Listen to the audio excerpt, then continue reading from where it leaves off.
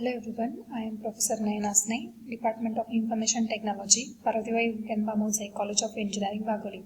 So in the last session we have seen introduction about the software designing and modeling. So in this session we are going to see the actual syllabus from the Unit 1.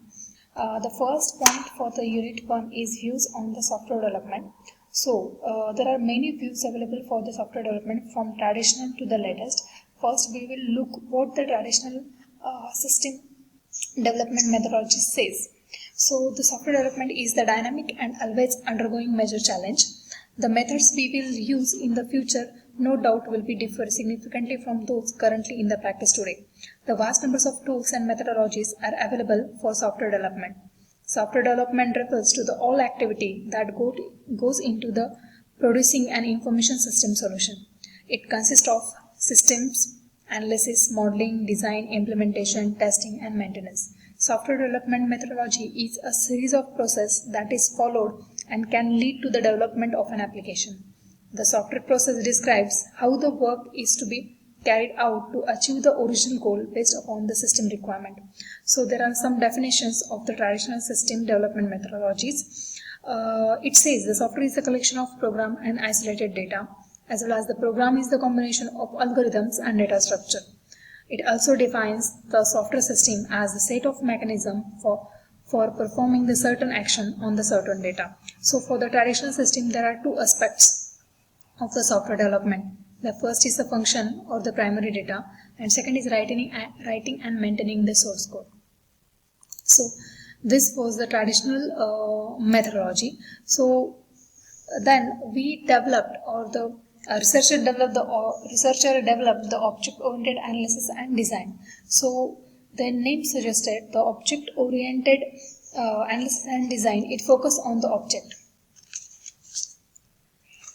Then which combines the data and functionality. It is a popular technique approach for analyzing and designing an application or the system by applying the object-oriented programming. So there are primary tasks in the object-oriented analysis. The first task of the object-oriented analysis is find the object, then organize the object. Then third one is they describe how the object interact. The fourth one is define the behavior of the object, and the fifth one is define the internals of the object. The main difference between the object-oriented analysis and the other forms of analysis is that the object-oriented analysis we can organize the requirements around the object, which is integrated both by the behavior and the states. Behavior is nothing but the process and states are nothing but the data. In the other traditional analysis methodologies, the two aspects are treated as separately, that is, a process and data are treated as separately. So why there is a need, or why reasons why the object oriented works in the today's life? The reasons are the high level of abstraction. The high level of abstraction means the top-down approach support the abstraction at the functional level. Means you can take the example of functional programming and the object-oriented programming. In functional programming, we have seen there is a top-down approach. So you have to write the code from the top to the bottom. No intermediate transitions are available. Same as the top-down approach supports the abstraction of the functional level. Object-oriented approach supports the abstraction at the object level. Since the object encapsulates both the data and the functions. Data means the attributes and the function means the methods. They work at the higher level of abstraction. Then the development can be proceeded at the object level, which makes the designing, coding, testing and maintaining the system much simpler.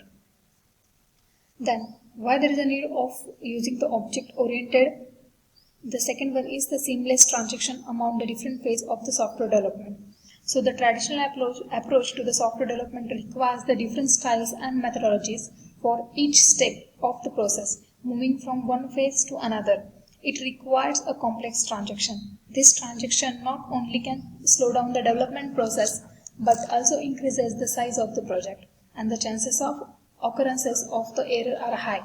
But in the object-oriented approach, essentially uses some language to talk about the analysis, design, programming and database. This seamless approach reduces the level of complexity and redundancy and make for the clever, more robust system development. The next one is encouragement of the good programming techniques. Now, a class is an object-oriented, carefully defines its interface and implementation of that interface by raising the level of abstraction from the functional level to the object level and by focusing on the real-world aspect of the system. Object-oriented methods tends to promote the clever design which are easier to implement and provide for the better overall communication. The fourth one is promotion of the reusability. So objects are reusable because they are modeled directly out of the real-world problem domain. Classes are designed generally with the uses as the constant background code. Also the object-oriented adds the inheritance, which is the powerful mechanism that provides the reusability of the code. As we use the inheritance means the one class can acquire the property of another class. These all functions are used by the object-oriented programming language or object-oriented approach. So it promotes the reusability. You don't have to write the code again and again. By just calling the functions or by just applying the inheritance from parent class to child class, you can use the property of that particular class. So this is the reasons why we have turned to the object-oriented approach instead of the traditional approach. So there are some methodologies of the object-oriented. Before the object-oriented, there were some traditional approaches which the traditional systems was using. But today, there is a development of object-oriented design by a number of peoples. So in syllabus, you have 4 different object-oriented approaches which are designed by the different people.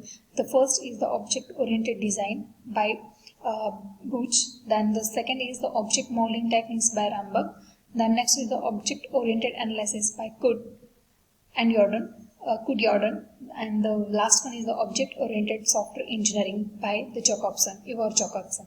So in the next session, we will see the object-oriented designing by the Booch, Rambach, Coode Jordan, and the Ivor Jacobson. So I hope these basic things are understandable by all of you students. If you have any query regarding the session, you can comment in the comment box, or you can ask while we are going to see the Zoom session where the first unit will be completed. You can ask there also, no doubt. So again, I will repeat the points from this session. So we have seen the traditional system development methodology. In that, there are several definitions for program, software, and the system software. So the software is a collection of program and isolated data, and the programs is combination of algorithm and data structure as said by the traditional system. And system software is set of the mechanism for performing the certain action on certain data. So they have defined 2 aspects for this development. First is the function or the primary data, and second is the writing and maintaining the source code.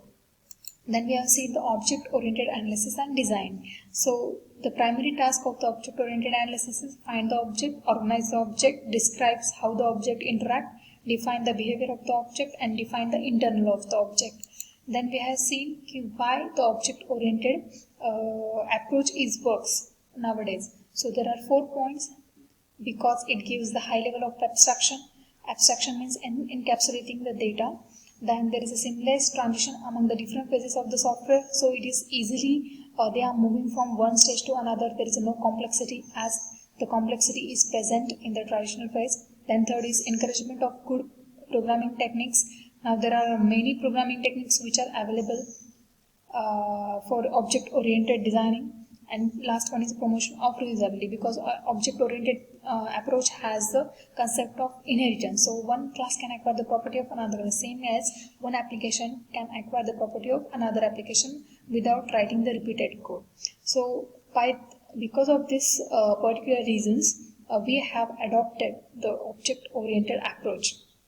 So in the next phase, we'll see the different methodologies designed by the different peoples. This designed by Booch, Rambach, Jordan, and Jacobson. So thank you.